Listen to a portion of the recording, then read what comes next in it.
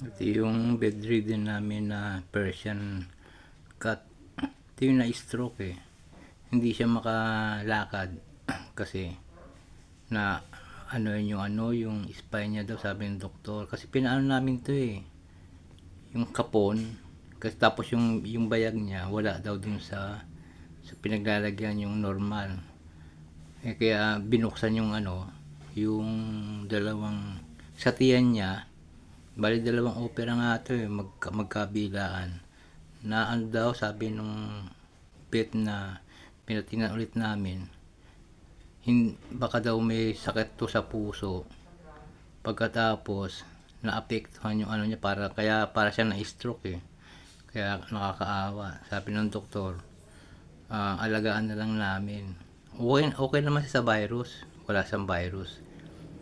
Yun lang, yung spine niya naapektuhan. Kaya nakakaawa ito, hindi makalakad.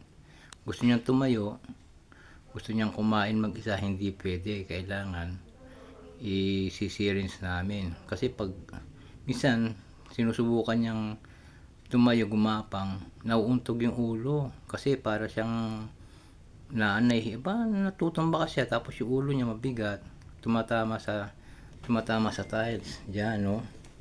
Kaya ito, nilagyan namin siya ng yan, yung para kahit paano hindi siya yung ulo niya. O, tingnan mo siya, guys, tingnan mo yung reaction niya. Di ba nakakaawa? Kaya nga, iiwanan nga namin siya ngayon.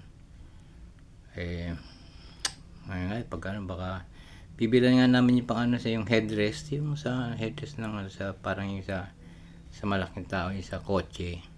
Meron siya nabibiling ganun eh. Bibilan namin.